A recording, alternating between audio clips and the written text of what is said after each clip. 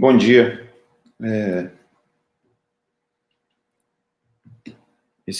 Essa transmissão é uma outra transmissão, diferente da anterior.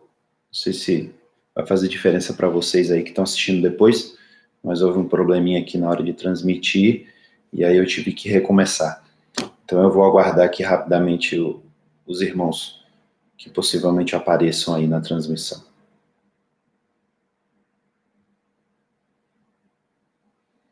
Bom dia. Alguém já apareceu por aí? Ah, ótimo. Bom dia, irmã Jussara.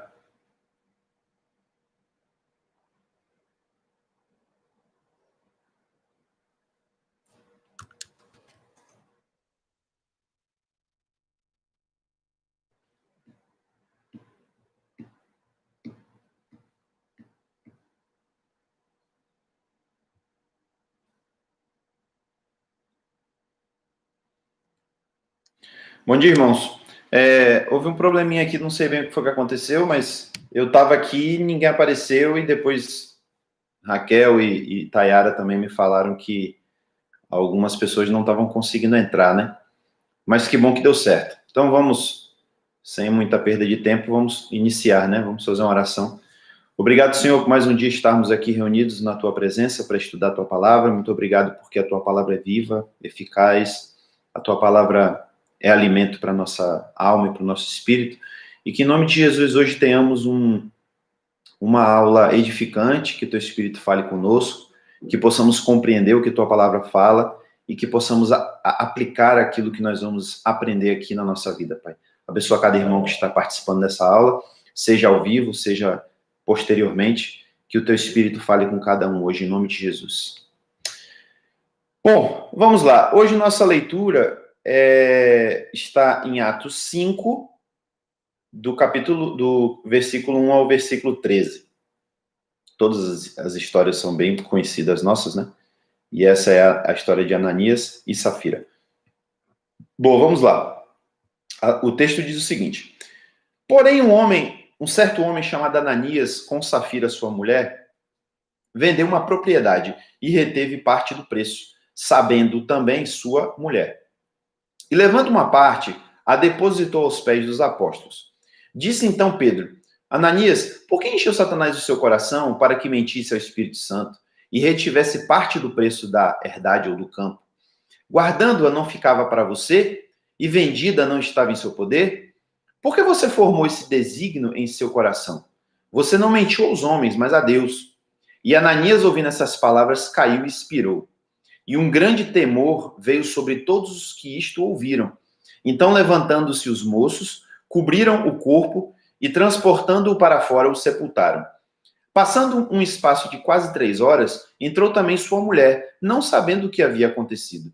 Então disse-lhe Pedro: diga-me, vocês venderam, portanto, aquele campo? E ela disse: sim, portanto. Então Pedro lhe disse: por que vocês se uniram para provar o Espírito do Senhor? Eis aí à porta os pés dos que sepultaram o seu marido, e também levarão a você. E logo caiu aos seus pés e expirou. E entrando os moços, acharam-na morta e a sepultaram junto de seu marido. Houve então um grande temor em toda a igreja e em todos os que ouviram estas coisas. Muitos sinais e prodígios eram feitos entre o povo pelas mãos dos apóstolos, e estavam todos unanimemente no alpendre de Salomão. Dos outros, porém, ninguém ousava ajuntar-se a eles, mas o povo tinha-os em grande estima. Amém. Bom, história bem conhecida nossa, né, de Ananias e Safira. A gente já conhece essa história, né, há muito tempo. Ananias e Safira vendem um campo e, ao invés de dar o preço integral, eles dão uma parte do preço, né, pelo qual foi vendido, e aí acabam morrendo, né? Deus, né, acaba matando eles. E aí isso causa um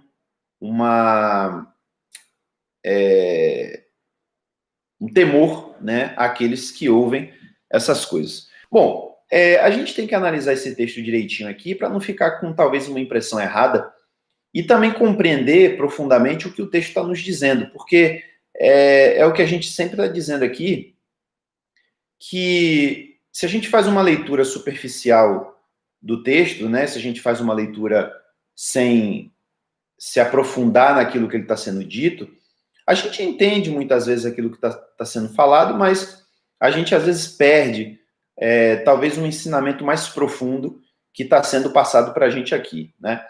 Então, eu vou começar aqui falando sobre a questão de Ananias e Safira venderem essa propriedade. Percebam que a nossa leitura da semana passada, e para aqueles que de repente não participaram com a gente, o vídeo está gravado, tá? Aí no canal do YouTube, aula 6.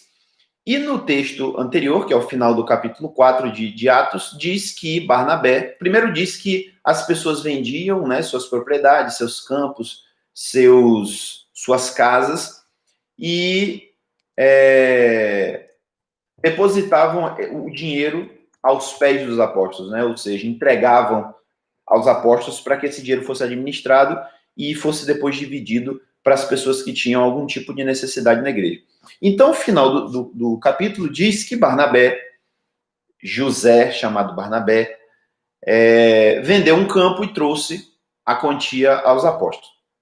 E agora vocês percebam que isso aqui é uma continuação imediata, né, daquilo que a gente leu. Então, diz lá, Barnabé, então, vendeu o campo e depositou aos pés dos apóstolos. Porém, aí agora vem um contraponto, né? Porém, um certo homem chamado Ananias e Safira também vendeu uma propriedade. Então, eles fizeram a mesma coisa que Barnabé e talvez outros, né, estavam fazendo, vendendo propriedades e entregando à igreja. Só que o texto lá de Barnabé deixa claro que ele entregou o valor integral, né? Ele vendeu a propriedade, entregou aos apóstolos o dinheiro, resultado daquela venda. Agora, porém, e aí o porém está no texto, inclusive, porém agora, Ananias e sua mulher Safira vendem uma propriedade e retêm parte do preço. Aí o texto, inclusive, diz, sabendo também a sua mulher, ou seja, não foi uma atitude somente de Ananias. Safira, sua esposa, também estava sabendo disso, né? E aí, complementando, diz, levando uma parte, a depositou aos pés dos apóstolos. Então, resumindo, tanto marido quanto mulher venderam o campo, acertaram, vamos vender? Vamos, beleza. Venderam o campo por um preço. Vamos botar um preço aqui, venderam por 100 mil reais.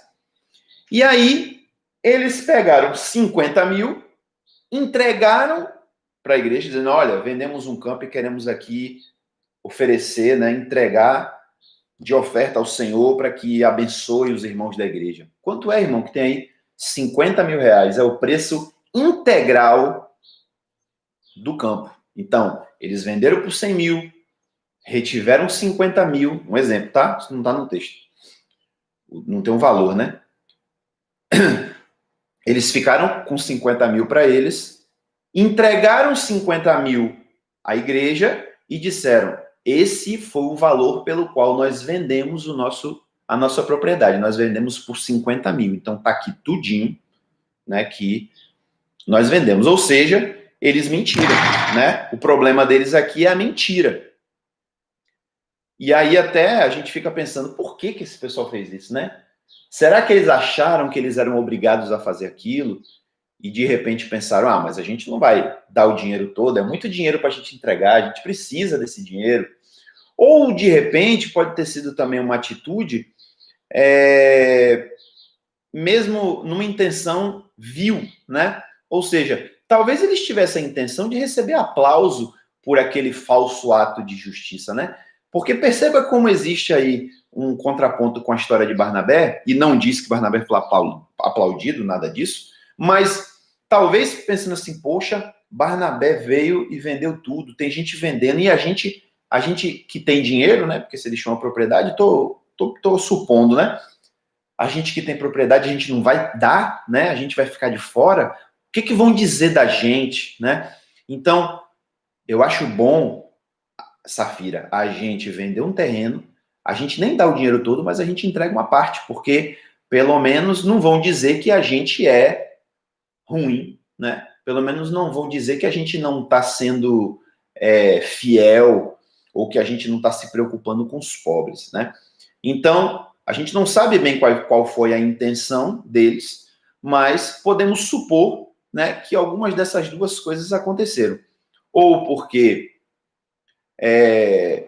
eles queriam posar de bons, ou porque eles acharam que tinham obrigação, né, de fazer aquilo. Mas aí o texto prossegue dizendo o seguinte, que quando eles trouxeram, no caso aqui diz que quem traz é Ananias, né? Ananias é que traz a oferta. E aí quando ele traz a oferta e entrega a Pedro, e lembre-se, né, irmãos, Pedro era o líder dos apóstolos, então por isso que Pedro está em evidência aqui. Talvez até o fato real, literal, tenha acontecido de que ele tenha trazido diante dos apóstolos, né? Mas Pedro, como sendo o líder dos apóstolos, ele estava na direção daquilo ali, ele recebeu, né, o valor. Então, assim que ele recebe o valor, ele vai e diz, Ananias, por que encheu Satanás o seu coração para que você mentisse ao Espírito Santo? E aqui a gente tem duas questões muito sérias aqui. A primeira, ele diz assim, Ananias, por que Satanás encheu o seu coração? Veja que é óbvio que a pergunta aqui de Pedro não é assim, Ananias, por que será que Satanás encheu o seu coração? Ou então, talvez perguntando assim, Ananias, meu filho, puxa vida, Satanás conseguiu encher o seu coração. Eu não entendo assim. Eu entendo ele dizendo, Ananias, por que você permitiu que Satanás enchesse o seu coração com essa ideia perversa? E a gente sabe, irmãos, a Bíblia nos dá subsídios, a gente não vai explorar isso aqui agora, mas a Bíblia nos dá base para a gente acreditar e entender que, a não ser que seja por uma possessão demoníaca, Satanás não tem poder sobre a nossa vontade. Satanás não tem poder para eu aqui agora diante de vocês, estou aqui falando sobre a Bíblia e tal, e de repente Satanás vem e começa a me usar para que eu comece a xingar vocês, ou então para que eu comece a dizer que tudo isso aqui é mentira, ou seja, fazer coisas contra a minha vontade, né? A gente entende que Satanás não tem esse poder. Até mesmo nos momentos de possessão, isso a Bíblia não fala, né? Não dá muito subsídio para a gente entender isso, mas eu acho, né, baseado até no que eu já vi acontecer, que Satanás também não tem poder para fazer o que ele quer. A possessão demoníaca, ela tem alguns limites, né, que certamente são impostos por Deus, né? Não sei se a gente pode impor uma regra, mas eu creio que existem limites impostos por Deus para a possessão. Então, mas não se tratando de possessão, a gente está falando aqui de um cara que está normal aqui, de boa, tranquilo, daqui a pouco Satanás vem e começa a manipular ele que nem um robô para ele fazer as coisas. Então, diante disso, o que aconteceu e o que Pedro está falando aqui é que Satanás cochichou, né, falando nossa linguagem hoje, Satanás cochichou no ouvido de Ananias e Ananias se deixou levar por aquela ideia maligna, né? E eu até pensei aqui, qual foi a ideia maligna? Partindo do pressuposto lá de que ele pensou de alguma forma que ele tinha que fazer aquilo e que ele não podia sair como ruim, né? Mas, de qualquer modo, qual é a ideia por trás do ato, da ideia que ele colocou em prática? Era ele ser mais esperto que todo mundo, né? Tipo, independente da motivação, o resultado final todo mundo vai ficar achando que eu dei tudo, né? Vão pensar que eu vendi o campo por 50 mil e dei tudo porque eu sou uma pessoa desprendida.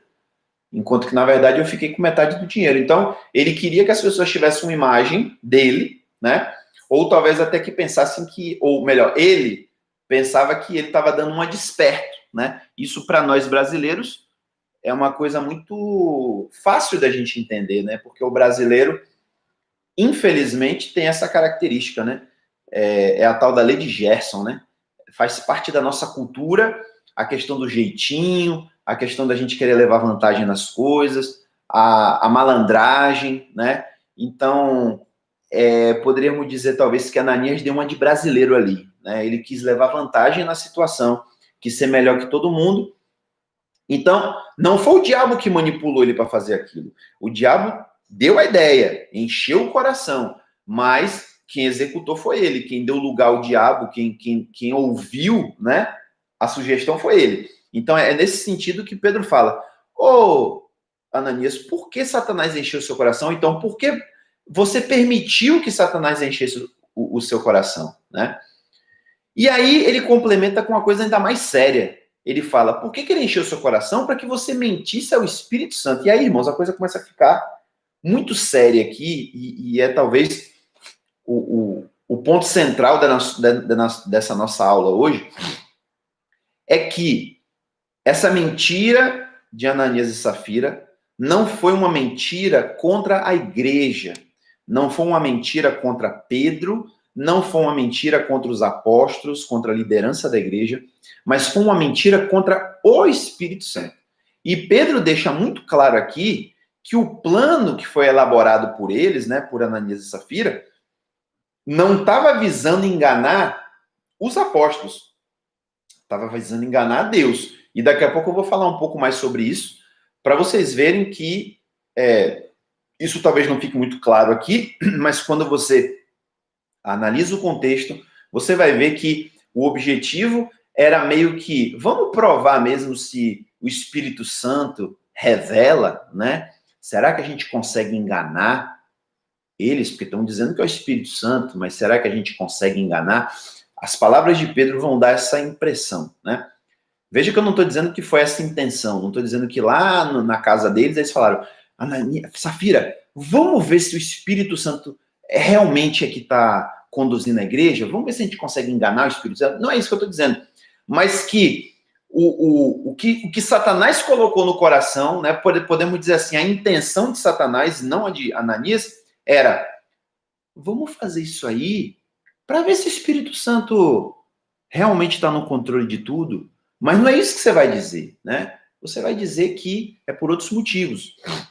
Mas no final das contas, é o que Pedro está dizendo. Você formou esse desígnio no seu coração para poder mentir ao Espírito Santo. E daqui a pouco a gente vai explorar um pouquinho mais essa questão aí. Deixa eu ver se tem alguma pergunta aqui, pessoal. Pois é, irmã Lídia fala aqui, né? Eles acharam que era muito dinheiro para dar de oferta. Olha, irmã, eu acho que existe essa possibilidade deles venderem o campo. Primeiro que eles devem ter pensado: ó, a gente tem que fazer isso. A gente precisa dar oferta, porque senão a gente vai ficar mal. Quando foram vender, pensaram: pô, mas é dinheiro demais, né? Vamos dar isso tudo não, é muito dinheiro. E aí formularam essa ideia. Mas se a gente for disser que deu só parte, a gente vai ficar mal na fita. Porque tá todo mundo entregando tudo, a gente vai entregar só uma parte? Não. Então você vê que tem um misto aí de circunstâncias que levam a isso, né? O irmão Laudinho fala que eles poderiam ter feito, vamos dar uma oferta, mas eu acho que eles queriam ser melhores. Eu também acho. Eu acho que é mais ou menos por aí. Mentira contra o Espírito Santo, pagaram com a vida, exatamente. Com Deus não se brinca. Então, vamos ver aqui o prosseguimento da história. Aí depois que Pedro fala isso, olha o que Pedro diz, ó. Por que vocês mentiram com o Espírito Santo? Porque guardando, e detalhe, eles entregaram o dinheiro. Veja, irmãos, do ponto de vista humano, talvez até houvesse a possibilidade de Pedro saber, né, descobrir o que eles tinham feito. Mas, dadas as circunstâncias, Pedro não tinha, naquela hora, como saber aquilo. Eu imagino, e aí eu acho que isso é muito plausível, né, o que eu vou dizer, Pedro não estava acompanhando a vida de todo mundo e talvez não conhecesse nem todo mundo que estava na igreja. Lembre-se que só na última vez, na última pregação de Pedro ao povo, fala que 5.000 pessoas se converteram, e a gente até analisou que eram 5.000 pessoas dali mesmo de Jerusalém, né? Não eram pessoas de fora, eram pessoas dali mesmo, da Judéia de Jerusalém. Então, assim, pelo menos uma parte significativa dessas pessoas permaneceu ali na igreja. Então você pensa assim, Pedro, e eu estou falando só de Pedro, Pedro no meio ali de no mínimo 3.000 pessoas, 4.000 pessoas, Pedro não tinha como conhecer todo mundo, né? Então eu imagino que ele não tinha como saber, talvez até soubesse quem era Ananias, mas não tinha como saber. Ananias tinha um campo, e o campo estava avaliado em 100 mil reais, né? Vamos dizer assim, vamos botar em termos atuais. Então eu imagino que Pedro não tinha como saber o preço daquele campo. Então, se... Eu até falei que dei exemplo que eles botaram a metade, mas vamos pegar um outro exemplo. Vamos dizer que eles falam assim, ó, para ninguém desconfiar, porque, né, vão ver o campo e tudo mais, vamos dizer assim, a gente vendeu por 80 mil, vamos ficar com 20 mil. Como é que Pedro ia poder saber que eles retiveram o valor, né? Então, humanamente falando, Pedro não sabia. Mas, naquele momento ali, na hora que ele deposita, o Espírito Santo fala com Pedro. Então ele diz, Satanás encheu seu coração para que você mentisse o Espírito Santo e retivesse parte do preço do campo. Ele já sabia que ele tinha retido parte do preço do campo.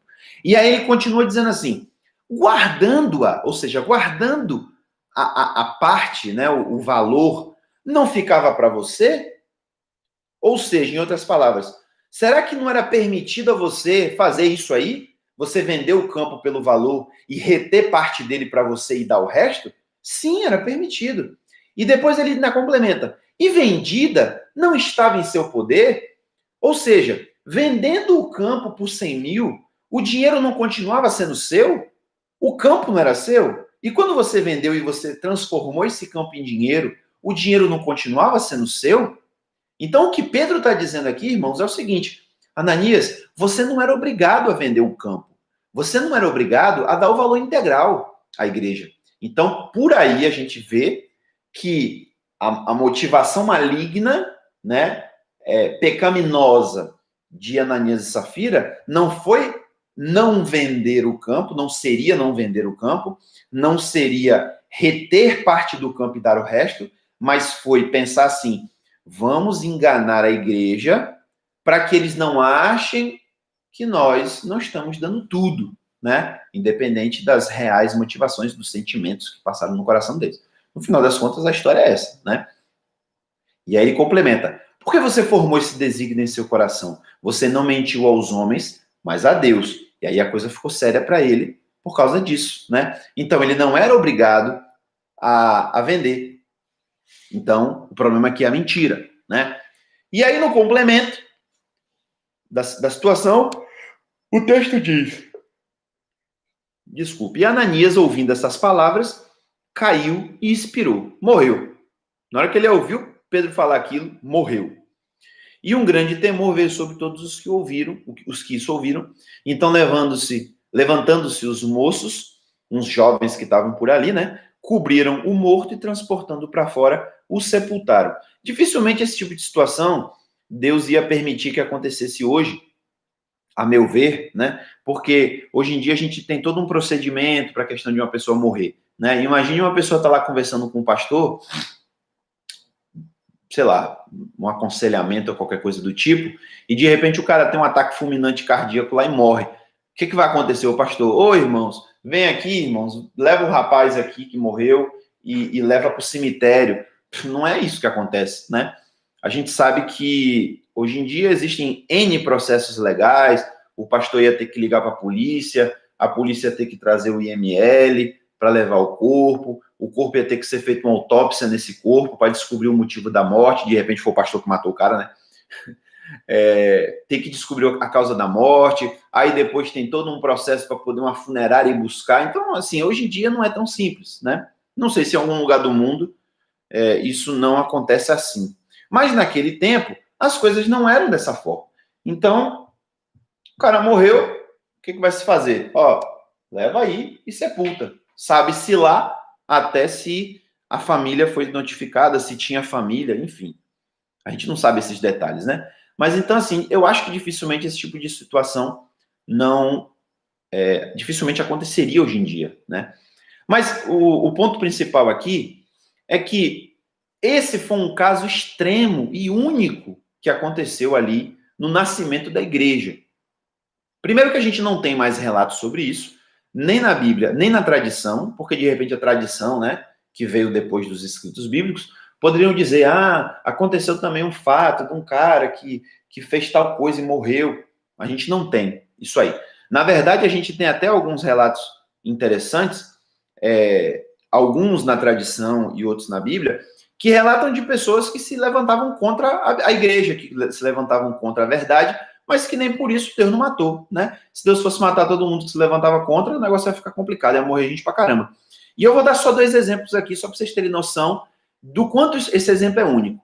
Um exemplo está na Bíblia. A Bíblia diz que quando o evangelho chegou aos samaritanos, um homem chamado Simão achou que aquilo era uma magia, era um poder mágico, quando os discípulos oravam pelas pessoas e elas recebiam o Espírito Santo. Então, ele ofereceu dinheiro a Pedro e aos apóstolos para terem aquela magia. Me ensinem essa magia. E aí Pedro fala assim, isso aí vai servir para sua destruição, para sua condenação, achando que pode comprar o poder do Espírito Santo. E o texto, acho que não faz jus ao que Pedro realmente disse, porque a Bíblia diz que Simão ficou tão assustado com aquilo que Pedro falou para ele, que ele falou assim, rogue ao Senhor por mim para que essas coisas não aconteçam. Ele não morreu, né? Outro exemplo que não está na Bíblia, mas está na tradição, é que quando começou a pipocar heresias na igreja, existia um cara, que eu não lembro o nome dele agora, eu acho que era Menander, se eu não me engano, e a tradição diz que um dia João estava num lugar e esse Menander apareceu, e ele era um herege, né? Ele pregava, eu acho que ele era ligado com o pessoal dos gnósticos, se não me engano. Então ele ensinava umas coisas nada a ver sobre Jesus, né? Ensinando mentiras. E aí o texto, a tradição diz que João, estando ali com alguns discípulos, quando viu Menander entrar, ele falou assim, Menander chegou aí, vamos sair daqui para que a gente não morra juntamente com ele, caso o Senhor decida derrubar esse lugar. Ou seja, meio que dizendo assim, esse cara está amaldiçoado, vamos sair de perto dele para que qualquer coisa que Deus faça contra ele, qualquer maldição que venha contra ele, não caia sobre a gente também. Como, no final das contas, querendo dizer, para que a gente não se torne participante, né? Para parecer que a gente está participando das loucuras que ele faz. Mas nem por isso Deus derrubou aquele negócio, né? O texto não diz que isso aconteceu, ao contrário. Esse cara continua ensinando essa mentira por um bom tempo e criou uma vertente até dentro do cristianismo, né, dentro da fé cristã, a respeito dessas loucuras que ele ensinava. Então, isso aqui foi um caso único, né? Mas eu acho que o que é mais importante e que, de fato, não serve apenas a nós, mas eu acho que serviu aquele propósito lá, era para deixar bem claro o seguinte, irmãos. Quem é que lidera a igreja? Quem é o líder? Quem está no controle da igreja? Não são os apóstolos, é o Espírito Santo de Deus. E toda atitude que se toma contra ela, ou seja, contra a igreja, e aí vocês percebam que aqui o pecado não foi contra as lideranças, né? O pecado não foi contra Pedro ou contra os apóstolos, mas o pecado foi contra o corpo de Cristo. Eles estavam mentindo à igreja, né? E tem em mente aqui, e eu quero deixar isso bem claro para vocês hoje, para vocês não esquecerem, que todas as vezes que em Atos, e também nos escritos de Paulo, se refere à igreja, irmãos, não entenda como uma instituição, tá? Hoje a igreja, ela se transformou também em uma instituição. Tanto aquela de Roma, né, que é a igreja com I maiúsculo, então é a igreja de Roma, a instituição romana com todo aquele aparato, com suas leis, etc, etc. Mas também no mundo protestante, né, a igreja se tornou uma instituição. Então, quando se fala da Igreja Batista, está se falando em uma instituição. Quando se fala na Igreja Assembleia de Deus, está se falando em uma instituição. Até quando se fala na Igreja Evangélica Vida Nova, está se falando em uma instituição, porque ela tem CNPJ, ela é governada por estatutos, né, que não são estatutos bíblicos, são estatutos definidos pela igreja, regras de conduta, etc, etc. Então, eu nem estou dizendo que isso é 100% ruim. Eu acho que isso a meu ver, é um mal necessário, né, dos nossos tempos. Mas é preciso fazer essa distinção entre o que é a igreja de Cristo, aquela igreja bíblica, e o que é a igreja instituição. Então, aqui ele não está falando da igreja instituição. Ananias e Safira não pecaram contra a igreja instituição. Eles pecaram contra o corpo de Cristo. Contra a igreja, corpo de Cristo. Então, no final das contas, se eles estavam pecando contra o corpo de Cristo, que são as pessoas, Em última análise, eles estavam pecando contra Jesus e eles estavam pecando contra o Espírito Santo de Deus, que é o governador, né, o governante da igreja. E isso é o que tem que ficar claro aqui e é o ponto central de tudo isso. Quando eles pecam contra Deus. Eles mentem a Deus, eles pecam contra o Espírito Santo, né? E aí, por conta disso, por conta desse pecado, por conta dessa mentira contra o Espírito Santo, ele morre, né? Falando especificamente de Ananias, ele morre. E aí, isso nos faz até lembrar, embora não tenha referência disso aqui, isso nos faz lembrar da situação que Jesus fala, né? Aquele que blasfemar contra o Pai, contra o Filho, vai ter perdão, contra o Espírito Santo não vai ter perdão. Eu não diria, irmãos, assim, eu acho que não podemos dizer aqui que foi o que aconteceu, né? Que o que aconteceu a Ananias foi uma blasfêmia contra o Espírito Santo. Não sei se podemos dizer isso. Mas o fato de dizer que eles mentiram ao Espírito Santo e eles morrerem, então se torna aí, de fato, um castigo. Não tenham dúvida disso. O castigo da morte, a morte não foi acidental, né? O castigo da morte veio porque eles mentiram ao Espírito Santo. E a gente vai ver que o objetivo disso aí foi justamente causar temor. O texto fala isso 2 vezes, né? Por causa da morte deles, caiu temor sobre aqueles que ouviam esse fato. E a gente vai analisar isso daqui a pouco, mas já adianto esse ponto, de que às vezes é preciso ter um exemplo, né? É preciso existir um exemplo. A gente ouve isso muitas vezes assim, fulano de tal foi transformado em exemplo, então foi enforcado, né? Foi o que aconteceu, inclusive, com Tiradentes, né? Me lembrei de Tiradentes. Tiradentes foi enforcado como exemplo, porque tinha um monte de gente envolvida, mas ele foi pego como bode expiatório e foi enforcado como exemplo. Olha, isso é o que vai acontecer a todos os que se levantarem contra o governo de Portugal, né? Então, da mesma forma, Deus usa aqui Ananias e posteriormente também Safira como exemplo. Não mintam ao Espírito Santo, porque isso é coisa séria, né? Deixa eu ver aqui, parece que alguém falou alguma coisa aqui. Pois é, irmã Helenita, às vezes o temor é momentâneo, né? Às vezes é um negócio que só dura um culto, uma reunião. E aí o negócio fica feio. Irmã Nete botou assim, quase não consigo, eu não entendi. Tá tendo alguma dificuldade aí? Qualquer coisa fala aí nos comentários. Bom, aí o cara morre. Passado mais ou menos 3 horas, chega Safira. E aí vamos conjecturar aqui. De repente chega Safira e pergunta: oi, irmãos, a paz do Senhor. Meu marido passou por aqui porque já tem um tempo que ele vinha trazer uma oferta, eu estou preocupada. Ele vinha trazer uma oferta aqui e ele não voltou para casa. Não sei onde ele está. Estou preocupado até de ele ter sido assaltado no meio do caminho. Aí Pedro, não, ele teve aqui sim, ele trouxe oferta. Ah, graças a Deus.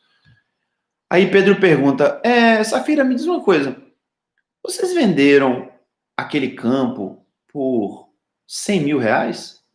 E ela fala, sim, vendemos por 100 mil reais. Não foi 50 mil, não? Não, foi 100 mil. Aí Pedro, minha filha, por que vocês se uniram para provar o Espírito do Senhor? Olha aí o provar, né?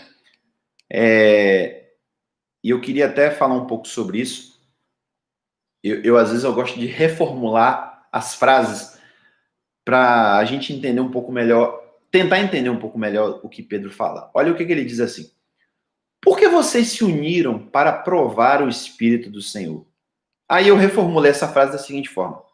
Vocês sabiam que quem está no controle aqui é o Espírito Santo. E, no entanto, vocês decidiram mentir a nós, como se nós estivéssemos no controle. Ou seja, Safira, você não sabe que quem está no controle da igreja é o Espírito Santo? Ou você achava que quem está direcionando a igreja somos nós, os apóstolos? Não. Você sabe que é o Espírito Santo. E por que você vem mentindo para nós como que achando que o Espírito Santo não ia saber, né, dessa mentira? E aí isso aprofunda um pouco mais esse problema que eu estou querendo ressaltar aqui para vocês. Aquelas pessoas que viviam naqueles dias, eles estavam vendo a ação do Espírito Santo através dos apóstolos. E eu até digo mais, eles estavam vendo os sinais feitos pelos apóstolos, porque inclusive já nessa passagem é a segunda vez que isso é dito, que Deus, através dos apóstolos, estavam fazendo sinais poderosos, né? Perdão. Certamente, eu não tenho dúvidas disso, que no que os apóstolos ensinavam, né? E aí até, deixa eu abrir um parênteses aqui antes de eu concluir isso que eu tô falando, continuar o que eu tô falando. A igreja estava nascendo ali, né? Naqueles dias. A gente não sabe quantos dias foi depois do Pentecostes isso aqui. Mas vamos chutar, e eu acho que é plausível isso, vamos chutar que isso aqui esteja dentro de um período de 3 meses a 6 meses depois do Pentecostes. Acho até que menos. Então,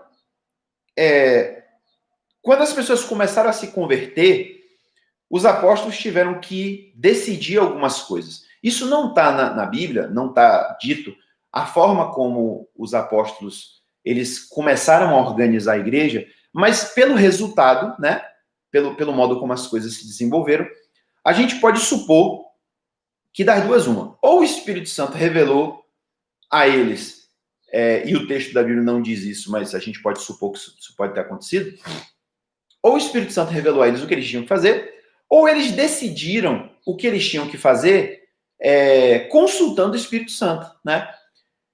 A gente tem um exemplo dessa segunda situação, quando mais para frente a gente for ler, se não me engano, no capítulo 6, quando diz o seguinte, que as viúvas estavam tendo dificuldades, ou seja, as viúvas de fala grega, elas estavam tendo dificuldade de receber suas ofertas, justamente ofertas decorrentes disso aqui que a gente está lendo, dessas ofertas que eram trazidas, né, pelas pessoas que vendiam suas propriedades, etc., e elas não estavam sendo atendidas corretamente. Em compensação, as viúvas de fala hebraica ou aramaica, elas estavam sendo bem atendidas. Alguma coisa estava errada ali naquela administração. E até penso eu que não tinha a ver com corrupção, nem com desonestidade. Era assim, estava mal organizada a coisa. Por quê? Porque quem estava resolvendo tudo, irmãos, eram os apóstolos. E aí, quando, por exemplo, a igreja se divide, porque é inevitável, né? A gente tinha aí, vamos botar aí que tinha 5.000 pessoas nessa igreja inicial em Jerusalém. Não existia lugar para 5.000 pessoas se reunirem. A gente vai ver nesse texto que eles se reuniam no alpendre de Salomão, mas eu imagino que nem tudo era possível fazer ali. Por exemplo, não era possível fazer um jantar ali. E a Bíblia diz que eles jantavam juntos, né? Eles partiam pão, etc. Tinha a ceia do Senhor. Então, assim, alguns momentos era possível fazer o ar livre, como Jesus fazia. Mas em alguns momentos era preciso estar em uma casa, né? E, inclusive, o texto fala que eles faziam de casa em casa. No texto lá de Atos 2, fala isso claramente. Então, quem é que tomava conta desses cultos? Eram os apóstolos. A gente não tinha ainda aqui os chamados anciãos ou os presbíteros, né? Eles não estavam aqui ainda. Não existiam os pastores ainda. Até os cultos nas casas, eles estavam sendo construídos ali, né? E aí o que eu estava falando até dos diáconos, eu me embolei aqui, não falei o que eu queria. Quando acontece a situação dos diáconos, de vir a necessidade dos diáconos, o texto não vai dizer, então o Espírito Santo disse aos apóstolos, levantai para mim diáconos para organizar. Não, o texto diz o seguinte, surgiu o problema, os apóstolos encararam o problema e vieram com uma solução. Eles falaram assim, irmãos, não está dando certo, porque nós apóstolos, que somos só 12, estamos tendo que nos dedicar ao ensino da palavra, à oração, a dividir dinheiro, a organizar as coisas, a fazer liturgia de culto, não está dando certo. O ideal é que a gente se dedique à oração e ao ensino da palavra, e que outras pessoas façam esse outro papel. Então, assim, escolham vocês. Jogou a responsabilidade para a democracia, né, nesse caso. Escolham vocês aí alguns homens cheios do Espírito Santo para poder cuidar disso aí. Então, eles vão cuidar só disso. Eu acho, o texto não diz isso, mas justamente porque não diz isso, eu acho que foi uma decisão deles eles pensaram, olha, a solução é essa, vamos propor. Mas eu acho também que eles submeteram isso a Deus. Senhor, a gente está com ideia aqui, a coisa está difícil, Pai. Então, será que dá certo fazer isso? E o Espírito Santo deve ter dito, faça. E a gente tem exemplos disso na palavra, né? Quando, por exemplo, o sogro de Moisés, não foi nem Moisés que pensou nisso, o sogro de Moisés vai e fala, Moisés, você está doido, você não tem como liderar sozinho esse povo todo de Deus. Vou te dar um conselho, levanta 70 homens e divide com eles a responsabilidade. E aí você vai fazendo hierarquias aí, vai botando, como hoje no nosso país a gente chama de instâncias, né? Vai criando instâncias de juízes, primeira instância, segunda instância, terceira instância, e quando não resolver a situação, passa para você, que é a última instância. E aí, a priori, me parece que, eu não lembro se Moisés ou foi Josué, ou os dois, a priori não gostaram muito da ideia. Disse, não, Deus não mandou fazer isso, eu não vou fazer não. Mas depois Deus vai falar para Moisés, Moisés, o que o teu sogro falou é sábio, faça o que ele falou. Né? Então Deus corrobora a ideia. Então eu acho que foi o que aconteceu aqui. E não só isso, irmãos. O próprio culto cristão, a gente tem evidências que o culto cristão primitivo, ele era um culto baseado no culto da sinagoga. Os apóstolos, eles se baseavam naquilo que eles já conheciam, né? Então eles não tinham como fazer o culto cristão baseado no culto no templo, porque o culto no templo era guiado por sacrifício, né? Era feito sacrifícios, acendia candelabro, oferecia pães, etc. Tinha aspersão de sangue. O culto cristão não podia ser assim. Mas como era o culto da sinagoga? Era baseado em oração, era baseado em cânticos de louvor, era baseado na leitura e no estudo das escrituras, inclusive no debate das escrituras, né? Vinha alguém e apresentava e pregava sobre o tema. Então, até hoje a gente guarda essas tradições, né? Nosso culto é baseado nisso. Pode não ser exatamente igual ao culto primitivo, mas os elementos são os mesmos. A gente hoje tem um culto que tem oração, tem um culto que tem louvor, tem um culto onde se estuda as escrituras, também temos cultos onde se prega a palavra, né? Onde se faz uma aplicação prática daquilo que está sendo lido. Temos a ceia, tudo isso eram os elementos do culto cristão primitivo. E esses elementos já existiam no judaísmo, né? Então, é muito plausível de se supor que os apóstolos adotaram, né? Eles adaptaram essas coisas para o culto cristão e Deus deu aval. O Espírito Santo falou, não, é assim mesmo, pode ser, pode seguir assim. E aí, vindo aqui nessa questão aí do que está acontecendo, o que eu quero voltar ao que a gente estava falando antes, é que esses sinais que eram feitos pelos apóstolos, eu tenho certeza absoluta que eles, inclusive, como eu disse aqui agora, eles é que ensinavam por falta de ainda não ter estruturas específicas e anciãos, etc., porque a Bíblia diz que não, até então não existia isso, mas depois vai falar sobre eles. Eles é que ensinavam, e eu tenho certeza absoluta que no ensino dos apóstolos eles diziam, irmãos, todos os sinais que nós estamos fazendo são sinais do Espírito de Deus.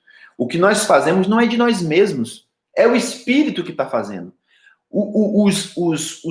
As curas que são feitas no nome de Jesus. E isso a gente tem referência disso na própria pregação, né, de Pedro aí no capítulo 4, onde o tempo todo ele fala, olha, tudo isso que vocês estão vendo não é por nosso intermédio, é pelo nome. Fizemos pelo nome do Senhor Jesus. Então a igreja sabia que quem estava no controle da igreja era Jesus, era o Espírito de Jesus, era o Espírito Santo de Deus. Então, quando Pedro vem e fala, olha, por que vocês estão se unindo para provar o Espírito de Deus? Então, irmãos, para eles estava muito claro isso. Era para estar claro para eles, né? Como é que alguém pode achar que está mentindo? E aí trazendo para os nossos dias, e eu vou até falar mais sobre isso daqui a pouco, mas trazendo para os nossos dias, a gente percebe como a igreja, já de muito tempo, não é coisa moderna, né? Até por essa situação a gente percebe isso, que a gente leu aí. Mas a igreja está cheia de problemas. Na igreja tem mentira, na igreja tem corrupção, na igreja tem gente se aproveitando do povo para encher o bolso de dinheiro, na igreja tem luta pelo poder. Inclusive, vi uma notícia esses dias Que pena que foi uma notícia muito rasa, não aprofundaram.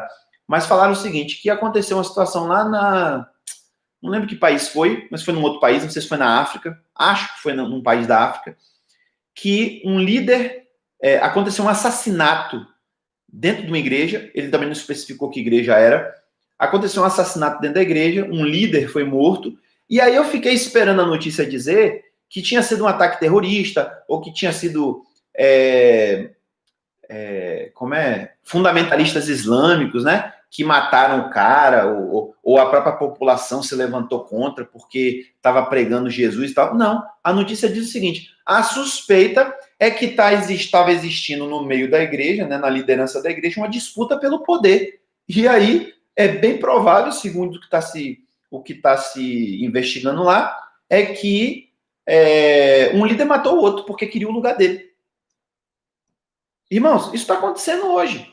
E nos nossos dias, se talvez a gente não esteja presenciando isso nesse nível, né, de gente matando gente, mas eu participo de um grupo de debates bíblicos, onde tem um monte de pastor de vários lugares do Brasil, e uma grande parte desses pastores é da Assembleia de Deus. E eles, até eu acho que é interessante porque nesse grupo eles se sentem à vontade para dizer isso, muitos deles criticando a forma como a Assembleia de Deus, e veja que eu não estou falando mal da Assembleia de Deus, isso não acontece só na Assembleia de Deus, eu estou dando esse exemplo porque foi o que eles falaram lá, né? Dizendo como a disputa de poder existe dentro da igreja. Como os pastores, porque lá tem toda uma hierarquia de presbítero, obreiro, parece que começa como obreiro, depois vira diácono, depois vira presbítero, depois vira pastor presidente, né? Tem toda uma hierarquia que vai subindo, e alguns deles criticando a forma como os pastores presidentes ou os líderes de congregação, eles oprimem muitas vezes aqueles que estão abaixo deles, muitas vezes até tratando com desprezo mesmo, como que dizendo, você quem é você, rapaz? Você é um mero obreiro, eu sou pastor presidente, né? Isso acontece em todas as denominações, irmãos. Pode não usar os mesmos termos, né? Mas acontece do mesmo jeito. Nós, eu, minha família, já passamos por isso, né? Disputas de poder, de pessoas que queriam ser os donos da igreja. Então, essas coisas acontecem nos nossos dias. E o que eu percebo, e que talvez não acontecesse naquele tempo, é que aquelas pessoas, especificamente Ananias e Safira, eles tinham uma confirmação inegável de que o Espírito Santo de Deus estava ali governando aquela igreja. Porque eles viam sinais. O Espírito Santo estava usando a igreja com um poder extraordinário naqueles dias. Então, assim, estava patente para eles, principalmente eles que estavam no seio da igreja, né? Eles estavam participando dos cultos, eles estavam ouvindo os apóstolos, eles viam isso acontecer. Hoje em dia, em muitas dessas igrejas onde essas coisas estão acontecendo, né, de mentiras, de corrupção, de falsidade, de disputa de poder, as pessoas não estão vendo o poder de Deus. As pessoas estão ali só vivendo o ambiente religioso, né? E eu falo isso sem nenhum medo de errar. O Espírito Santo de Deus não está tendo oportunidade nesses lugares para se mostrar. E é aí onde reside aquilo que eu tenho falado sempre, eu sempre repito isso. Irmãos, nós temos que clamar a Deus pela ação do Espírito Santo no seio da igreja. Seja por meio de cura, seja por meio de profecia, seja por meio dos dons se manifestando, seja pelo meio que for que o Espírito Santo quiser, mas o Espírito Santo precisa se manifestar no meio da igreja para que fique claro e evidente que Deus está no nosso meio, que nós não estamos lidando apenas com religião, nós não estamos lidando apenas com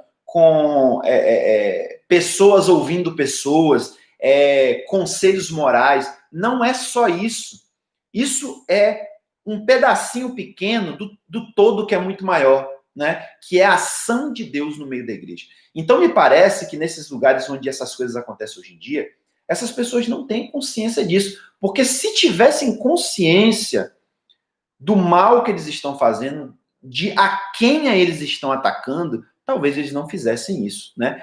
Parece que a mente está cauterizada dessas pessoas de não ter consciência de que quando elas estão pecando contra a igreja, ou quando estão disputando o poder na igreja, ou quando estão explorando o rebanho de Deus, eles, em última análise, estão fazendo ações contra o Espírito Santo de Deus. E aí a coisa fica problemática, né? Fica muito difícil isso aí.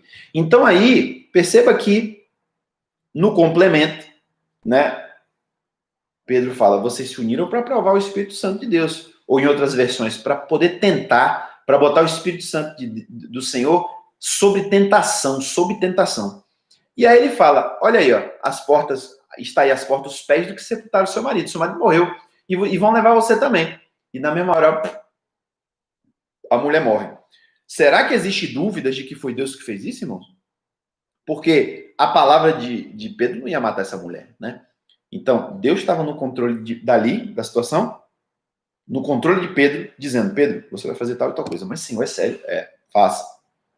Porque eu preciso deixar claro algumas coisas para a minha igreja nesses primeiros dias. E aí, o que ele queria deixar claro? O que está dito aqui em seguida. Houve, então, um grande temor em toda a igreja e em todos os que ouviram essas coisas. Não apenas no seio da igreja, mas também a todas as pessoas que ouviram sobre isso, veio temor. Então, é aquilo que eu falei. Em certas situações, é preciso ter um exemplo para que seja entendida a seriedade de algumas coisas. Eu não sei se vocês lembram, mas quando a gente leu a passagem do endemoniado gadareno,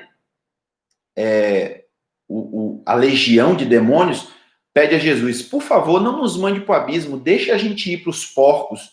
E aí, Jesus deixa. Jesus fala, pode ir.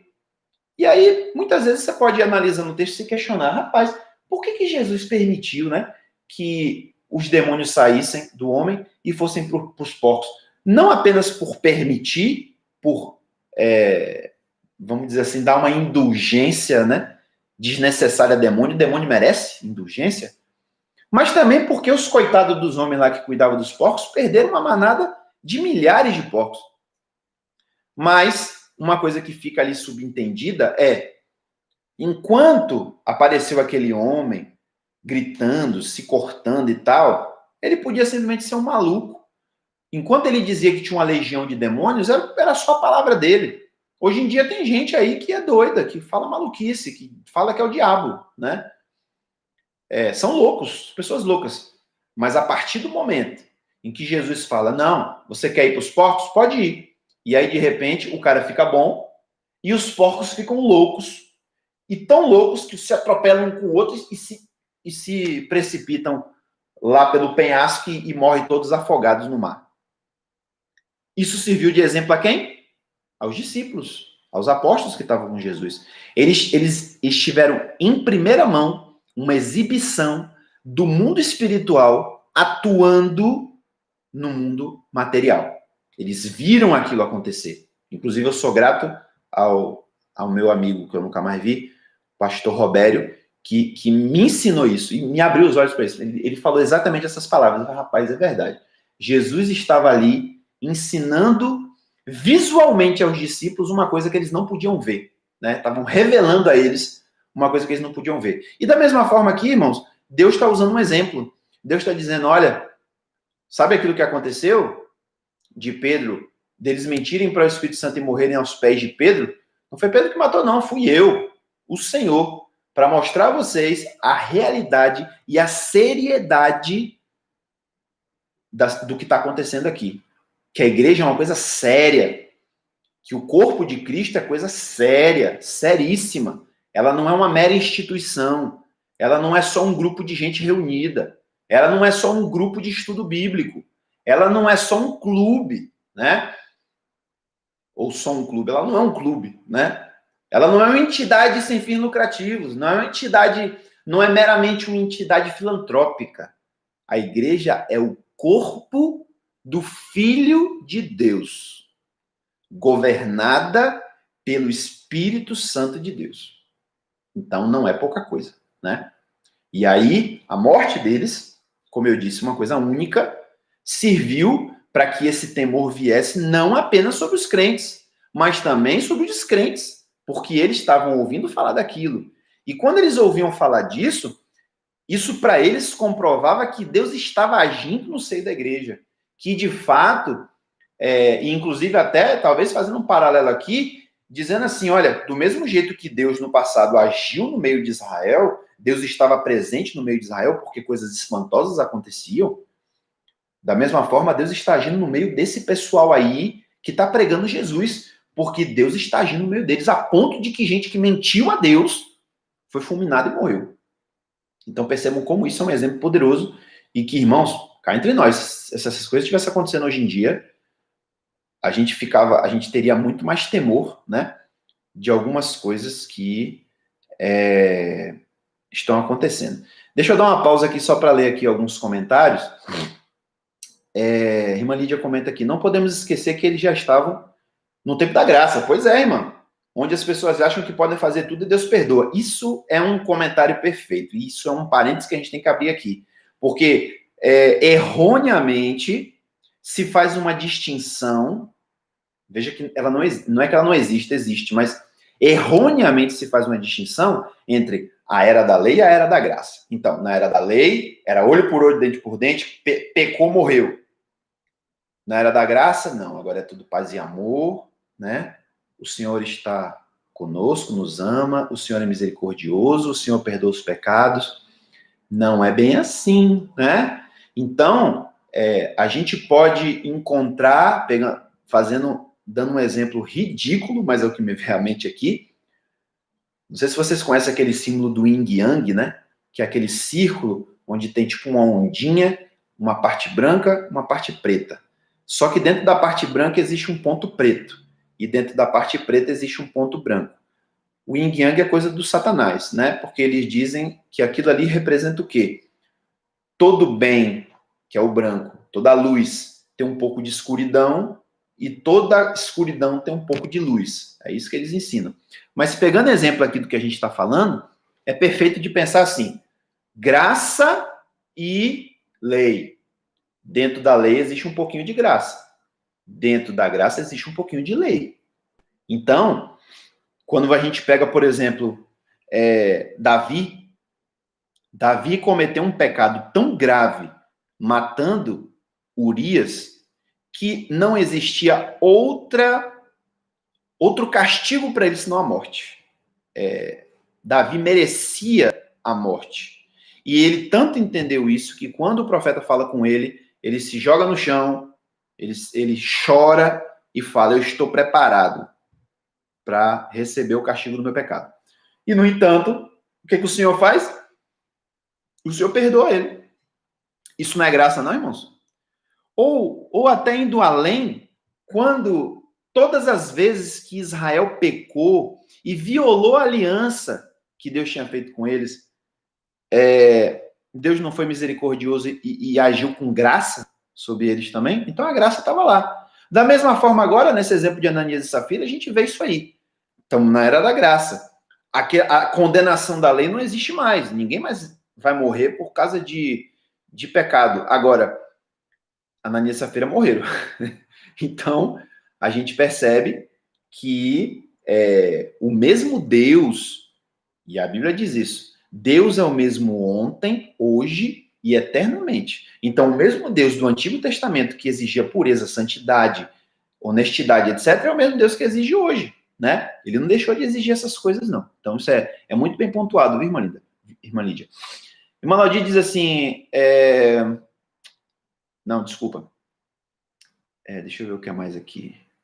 Pois é, irmã, acho que é Nil, né, que tá aí, dizendo que viu a notícia, né? E aí diz aqui, foram líderes brasileiros versus líderes africanos de uma mesma denominação. Pois é, eu não sabia o que estava acontecendo, mas olha só, líderes brasileiros estavam brigando com líderes africanos. Eu tenho a impressão, inclusive, que isso aí foi na Universal, porque eu ouvi uma história anteriormente que estava tendo uma briga, que um grupo da Igreja Universal lá da África criou uma dissidência, né, porque eles estavam achando que os brasileiros estavam menosprezando os líderes africanos, que tudo era melhor para os brasileiros, porque afinal de contas a denominação é brasileira, né, a Universal brasileira, e aí eles estavam numa briga lá. Então é possível mesmo que seja isso aí, né, seja uma luta de poder dentro da Igreja Universal lá na África. Pois é, tem igreja que está virando um clube social. Isso não é de hoje não, viu? Tem tempo já. O que mais? Sempre que Davi pecava, clamava e pedia perdão. Exatamente. Né? Davi é o exemplo, Davi é o protótipo do crente do Novo Testamento, do crente da graça, né? Porque ele fala muita coisa que se assemelha ao que a gente hoje entende, né? Na era da graça. Hoje usa o tempo da graça para fazer o que querem, afirmam apenas que Deus é amor e esquece que Deus também é justiça. Pois é. Esse exemplo de Ananias e Safira estando presente na era da igreja, depois do Pentecostes, já ali no início da igreja primitiva, irmãos, é um exemplo para a gente muito forte de mostrar que no nosso tempo, hoje, Deus é o mesmo. Deus continua a cobrar certas coisas. E isso, irmãos, é tão sério que mais para frente, se não me engano, é Tiago que fala isso. Tiago diz que... Não é Tiago, não. É Paulo. Paulo vai falar sobre a ceia. E ele diz assim, irmãos, isso é 1 Coríntios, se não me engano, agora eu não lembro qual é a passagem. Mas ele vai falar sobre a ceia. E aí ele diz assim, irmãos, vocês estão fazendo errado aí em Corinto. Porque eu estou ouvindo dizer que vocês estão esculhambando a ceia do Senhor. E eu quero dizer a vocês uma coisa muito séria. Aquele que toma a ceia não discernindo o corpo de Cristo, ou seja, aquele que se serve do pão e do vinho no momento da ceia, não fazendo distinção entre aquele momento, que é um momento de lembrar do sacrifício de Jesus, de se lembrar do Senhor como memorial, e do momento de comer e beber normalmente, né? Aqueles que não fazem essa distinção estão trazendo condenação sobre a sua própria vida. E aí, no final, ele dá complemento dizendo assim, não é à toa que muitos de vocês já dormem. E ele não está falando de dormir, não. Nem de dormir espiritual. Ele está falando de morte. Ele está dizendo, irmãos, não é por isso que tem um monte de gente morrendo entre vocês? Não é por isso que está aparecendo um monte de gente doente morrendo no meio de vocês? Porque vocês estão tratando as coisas santas do Senhor levianamente. Então, assim, irmãos, não tenham dúvidas disso. O mesmo Deus de ontem é o mesmo Deus de hoje. O mesmo Deus de ontem que exigia santidade, que existia que as coisas dele fossem tratadas com respeito, com dignidade, com todo cuidado, é o mesmo Deus de hoje. O mesmo Deus que lá no templo, que não existe mais, que foi destruído pelo próprio Deus, exigia que os sacerdotes se lavassem, vestissem uma roupa especial, que o sacrifício fosse perfeito, não tivesse o animal trazido não tivesse nenhum defeito, que tudo fosse seguido daquele jeitinho, passo a passo, é o mesmo Deus hoje que quer que o seu culto racional seja do mesmo jeito, seja feito com pureza, com santidade, com meticulosidade. E aí talvez isso assuste você, porque me assusta, das vezes em que eu estou cultuando a Deus de qualquer jeito. De repente só estou ali, né? De corpo, mas de alma e espírito, minha mente nem está ali muitas vezes. Isso é assustador, é para assustar mesmo. E aí a conclusão da passagem diz o seguinte: muitos sinais e prodígios eram feitos entre o povo pelas mãos dos apóstolos, e estavam todos, os crentes, né, unanimemente no alpendre de Salomão. Dos outros, porém, ninguém ousava ajuntar-se a eles, mas o povo tinha-os em grande estima. Então veja que, mais uma vez, como eu disse anteriormente, é afirmado que os milagres eram feitos, né, pela igreja, né, os apóstolos eram parte da igreja. Então, muitos milagres eram feitos na igreja, o que ainda trazia mais temor ainda das pessoas que ouviam falar disso. Porque você imagina que se com Jesus, né, Jesus curava, ressuscitava morto, etc., o pessoal já sabia e já ouvia e já se espantava. Agora, não era um cara só fazendo isso, eram 12 que estavam fazendo aquilo. E eu até suspeito que o texto não revele tudo, que não era só os apóstolos que faziam. Outras pessoas estavam sendo usadas por Deus também. Porque naqueles dias, o Espírito Santo já tinha sido derramado, né? As pessoas já tinham o Espírito Santo, os dons espirituais já estavam agindo, né? No meio da igreja, tenho certeza disso. E o destaque aqui é para os apóstolos fazendo sinais, é o que talvez ficasse mais evidente, era o que talvez fosse mais público, mas Outras pessoas também eram usadas por Deus em profecia, em palavra de revelação, em curas, né, em milagres, e depois a gente vai ver, inclusive, na história de Estevão, que isso é fato. Estevão não era apóstolo e estava realizando sinais também. Fala aqui sobre o alpendre de Salomão, até comentei também já isso, que o que era o alpendre de Salomão? Se você for olhar o esquema do templo na sua Bíblia, ou em qualquer outra Bíblia aí que tiver, você vai ver que o alpendre de Salomão é tipo um varandado que ficava ao redor da área mais externa do templo. Era como se fosse um telhado, né? Que ia por todos os lados com colunas.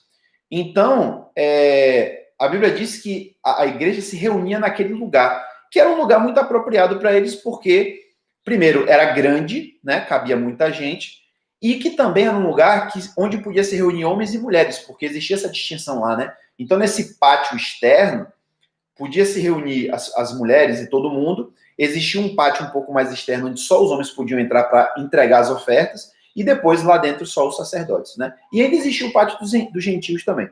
Então, nesse lugar todo mundo podia se reunir, a igreja podia se reunir, e a Bíblia diz que eles se reuniam nesse lugar. Então, é aquilo que eu falei anteriormente. Existiam já os cultos na igreja, em Atos 2 a gente tem essa confirmação, mas eu acho que em certas situações, eles se reuniam ali porque eles não tinham outro lugar para se reunir, né? Então eles se reuniam naquele lugar. E isso, inclusive, abrindo um parênteses aqui, nos traz uma ideia interessante para os nossos dias. Porque existem alguns grupos cristãos que são mais radicais e eles querem dizer assim, não, a igreja não pode ter templo. A igreja só pode se reunir nas casas porque a igreja original, a igreja de Atos, não tinha templo. Não tinha templo, eles se reuniam só nas casas. Parcialmente verdadeiro, né? Eles realmente se reuniam nas casas, eles não tinham um templo cristão, mas a gente percebe que para certas situações eles precisavam de ambientes maiores. Na ausência de um templo cristão, eles iam para o templo de Jerusalém e se reuniam ali. E depois que o templo foi destruído, a gente não sabe, mas é bem possível que, não estando sob perseguição, a igreja se reunia em locais públicos, né? Ou numa praça, ou eles iam para algum lugar afastado, como Jesus fazia, se sentava num monte e havia ali um ensino. Eu acho, isso é minhas conclusões, né? Eu acho que algumas coisas aconteciam nas casas, em pequenos grupos, como inclusive a gente tem hoje, em nome de Jesus, nossa igreja a gente vai adotar também, pequenos grupos de talvez 12, 20 pessoas, né? No máximo, não sei, se reuniam ali para partir o pão, para orar, para estudar as escrituras, etc. Mas nesses momentos onde existia necessidade de mais pessoas, esses pequenos grupos se reuniam em grupos maiores, onde aqui especificamente, nesse momento, né, que a gente está lendo aqui, os apóstolos, que eram 12, né, então cada um dos apóstolos devia ter um grupo para se reunir ali e passar conhecimento e ensinar, né, as escrituras para aquelas pessoas. E também contar as histórias de Jesus, né? Isso aí foi passado, né? Você pode ter certeza que antes de existir Novo Testamento escrito, isso tudo era verbal, eles estavam ensinando essas coisas. É por isso que depois vai ser muito natural que a gente pense assim, poxa, como é que todas essas histórias de Jesus, 30 anos depois, foram contadas? Gente, todo mundo estava sabendo dessas histórias, né? Os apóstolos estavam contando a todo mundo isso aí. E por fim, eu quero destacar que mais uma vez é dito que o povo de Jerusalém especificamente via a igreja com bons olhos. Eles não tinham problemas com a igreja, né? Ao contrário, eles viam a igreja com bons olhos. Veja que o texto diz que eles não tinham coragem, as pessoas que não eram crentes não tinham coragem de se juntar a eles, porque devia rolar um pouco de preconceito, eles tinham medo, né, do que as autoridades romanas, porque eles já estavam vendo, romanos não, desculpa, judaicos, iam fazer, porque eles já estavam vendo, inclusive, que já estava rolando uma perseguição ali.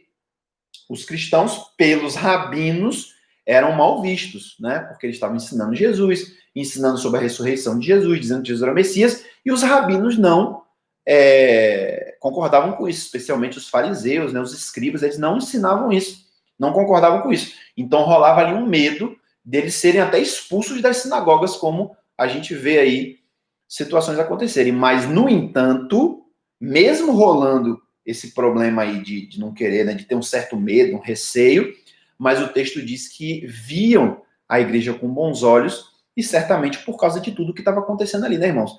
A igreja naqueles dias estava surgindo como uma utopia na Terra. E é para ser assim mesmo, porque a igreja é o reino de Deus na Terra, né? Então eles viam, poxa, velho, no meio daquela galera ali não tem preconceito, no meio daquela galera ali não tem pobre, no meio daquela galera ali, homem e mulher é tratado igual. No meio daquele pessoal ali, o ensino é democratizado.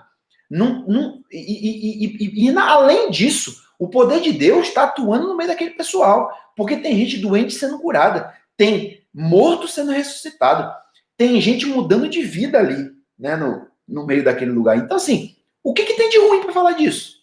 Nada. Agora a coisa fica ruim, e aí, trazendo para os nossos dias, que a gente sempre tem que trazer, é quando os crentes, eles blasfemam o nome do Senhor no meio dos gentios, né? Isso é a mesma coisa que já aconteceu no passado. Deus fala, olha, o meu nome é blasfemado entre os gentios por causa de vocês, judeus, porque vocês não dão exemplo. A mesma coisa, irmãos, acontece infelizmente no nosso meio. Aí a gente diria, o meu nome é blasfemado no meio dos incrédulos, igreja, por causa de vocês. Então, assim, a igreja, ela é para ser tudo de bom, mas quem estraga a igreja somos nós. Então, por outro lado, perceba que está em nossas mãos, irmãos, fazer com que as pessoas voltem a ter interesse pela igreja, a ver a igreja com bons olhos. Porque se eles virem uma igreja controlada pelo Espírito Santo, se eles virem uma igreja onde Deus está de fato presente, não é só religião, não é só fantasia, emocionalismo e gente caindo no chão e depois continua a mesma coisa. Se eles verem que não é só isso, mas que tem Deus está no meio de fato da igreja, quem é que não vai querer vir? Quem é que não vai querer se juntar aos crentes? Então, está em nossas mãos, né? Vamos lá, o que mais que foi dito aqui? Deus não muda, de modo algum. Aí a NET está confirmando, foi universal mesmo, né, NET? Eu vi essa notícia aí. As manifestações do Espírito foram uma transição da antiga dispensação para a nova dispensação.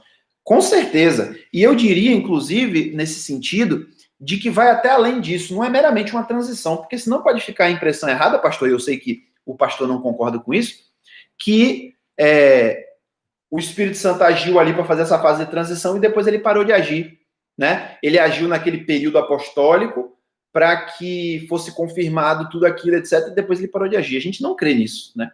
A gente crê que o Espírito continua a agir. Mas o que ocorre, que a gente tem que observar vamos pegar a cabeça de um judeu, né? Se o judeu olha para o Antigo Testamento e ele para identificar todas as vezes em que Deus agiu de alguma forma no meio do povo, seja por meio de um profeta que falou, seja por meio do anjo do Senhor que apareceu e falou a alguém, seja lá no Sinai, né? Ou seja através de um ato milagroso que Deus agiu, que Deus fez em prol do povo, inclusive até, por exemplo, eles têm uma tradição que não é bíblica, mas eles têm uma tradição de que da história do Hanukkah, né? Que é um feriado, é um dia santo para eles, mas que não é um dia bíblico, que é quando eles fizeram a rededicação do templo lá no passado, depois que o templo foi profanado por Antíoco. E eles dizem que as lâmpadas, né, a vela que acendia o menorá dentro do templo, passou, me parece que 24 horas ou 2 dias, não lembro bem, uma semana, uma coisa assim, sem apagar. Então, ou seja, eles acreditavam que Deus agia milagrosamente, né? Eles acreditavam que a Shekinah, que é a presença gloriosa de Deus, aparecia lá dentro do templo. E até hoje, os judeus ortodoxos, eles acreditam, e infelizmente eu acho que isso não é verdade, mas eles acreditam que quando eles fazem uma oração especial ali, que eles fazem, a Shekinah de Deus pode aparecer no meio deles. Então eles até dizem assim, essa oração tem que ser feita de olhos fechados, porque se a Shekinah aparecer e você olhar para ela, Deus pode te fulminar. Então eles cerram os olhos para fazer a oração, para que a Shekinah apareça, Deus se manifeste, mas eles não podem ver a Shekinah de Deus. Isso eles acreditam hoje. Então o que eu quero dizer com isso? É que o judeu, ele entendia que a confirmação da presença de Deus, de que Deus está no meio deles, são atos sobrenaturais, são atos além do normal, são coisas extraordinárias acontecendo, são milagres, são sinais. E era o que estava acontecendo no meio da igreja, né? Deus estava agindo com sinais poderosíssimos naqueles dias para confirmar, eu estou no meio desse povo. E eu já falei com vocês há alguns dias aí que eu encontrei uma tradição judaica que está no Talmud judaico, que eles usam até hoje, que eles acreditam, que eles se apoiam, dizendo o seguinte, que um dos rabinos, que inclusive eu acho que até foi aquele rabino que eu citei quando a gente leu Atos 4, né, o tal de Yohanan, acho que é Yohanan Ben Zakkai, se não me engano o nome dele, e ele dizia o seguinte, que 40 anos antes da destruição do templo, ou seja, mais ou menos nessa época dos apóstolos, algumas coisas estranhas começaram a acontecer no templo, as portas do templo começavam a se abrir sozinhas, sons eram ouvidos dentro do templo, e uma tradição chega ao cúmulo de dizer que 40 anos antes da destruição do templo, Deus não estava mais aceitando os sacrifícios. Olha, gente, que loucura isso. Porque por mais que isso seja uma tradição, e talvez nem fosse verdade, nem seja verdade literal, seja uma tradição, mas isso está apoiado em tudo que a gente crê. Porque a gente crê que quando Jesus morreu, o véu do templo se fendeu e o sacrifício morreu. O sacrifício perdeu a sua legitimidade, né? Não prestava mais, Deus não queria mais aquilo. E a própria tradição judaica diz que durante 40 anos antes da destruição do templo, mais ou menos ali na década de 30, que foi quando Jesus morreu, etc., os sacrifícios não eram mais aceitos por Deus. Então, é como se, e aí a gente pode fazer essa interpretação tranquilamente, é como se ficasse claro e evidente que a Shekinah, que a presença de Deus que atuava dentro do templo, essa Shekinah agora não está mais no templo, ela está agora no meio da igreja. A Shekinah de Deus agora se revela e se manifesta no meio da igreja. E quer mais exemplo de Shekinah do que o que aconteceu na última passagem que a gente leu, quando João e Pedro, depois de serem soltos, né, de serem repreendidos pelas autoridades, foram orar junto com a igreja, oraram pedindo a Deus coragem para continuar pregando, para eles não se dobrarem às perseguições. E aí diz, o lugar onde eles estavam tremeu. E todos foram cheios do Espírito Santo. Ali é a Shekinah de Deus, né? Então, é isso que nós temos que buscar, irmãos. Eu estou ansioso para ver isso acontecer nos nossos dias. E eu sei que parte da culpa disso não acontecer é minha. Porque Deus não vai fazer isso à revelia. Ele vai fazer isso quando eu e você buscarmos. Então, inclusive, vamos aproveitar esses dias que nós estamos separados para nos prepararmos para quando a gente voltar a nos reunir. Porque quando a gente voltar a se reunir como igreja, se todo mundo voltar no gás, rapaz, vai pegar fogo. Se todos nós voltarmos de uma busca individual, né, de Deus, de buscar, de pedir a Deus, de clamar a Deus mesmo, para que Deus se manifeste no nosso meio, eu tenho certeza absoluta que quando a gente se reunir de novo, o Espírito Santo vai agir da mesma forma que agir em Atos. E é o que a gente tem que buscar hoje, irmãos. Não há motivos para a gente não acreditar nisso. Não existe motivos para a gente não acreditar que a forma como Deus agiu lá em Atos, em tudo isso que a gente está lendo aqui, que ele não possa agir hoje. Não existe. Não existe nenhuma palavra bíblica, não existe nenhum ensino, não existe nenhum alerta de dizer, olha, Deus não vai agir mais assim. Não, não existe, ao contrário. Jesus disse, aquele que busca, recebe. Né? Então, se Jesus disse isso, é verdade. Então, vamos buscar para que essas coisas aconteçam também em nossos dias. Amém? Amém. Então, que Deus nos abençoe, nos dê um ótimo domingo, nos motive, o Espírito Santo fale com cada um de nós, para que essas coisas aconteçam nas nossas vidas, para que o próprio Senhor nos dê a motivação, porque Jesus disse que sem Ele a gente não pode fazer nada. Tanto querer quanto realizar depende dele. Então, até o querer, até o nosso buscar, é preciso que o Espírito nos inflame, nos motive, né? nos dê o desejo ardente disso. Então, que em nome de Jesus, o Espírito Santo nos dê esse desejo ardente de buscar por essa revelação de Deus no nosso meio. Amém? Que Deus abençoe a todos, dê uma ótima semana, que começa hoje, né? E que, em nome de Jesus, nós possamos nos reunir em breve, né, irmãos? Vamos continuar orando para que, em breve, Deus nos permita isso. Inclusive, só um detalhezinho, é que, eu não sei se vocês têm esse conhecimento, mas até hoje, as vacinas que foram criadas para diferentes doenças, elas levaram um tempo para serem desenvolvidas, né? Me parece que o recorde, até hoje, eu não lembro bem se foi 2 ou 4 anos, foi o mais rápido que se desenvolveu uma vacina para uma doença, porque tem muitos protocolos, né? E a gente tem visto aí que há uma corrida para que uma nova vacina, né, uma vacina contra o coronavírus, apareça.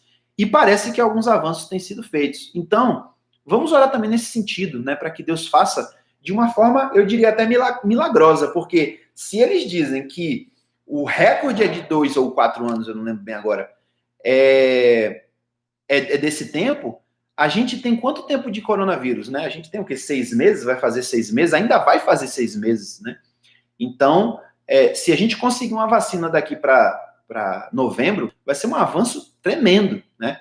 Então, vamos orar a Deus também nesse sentido, para que Deus providencie isso, porque isso com certeza vai ser para o nosso benefício, tanto pessoal como igreja, né?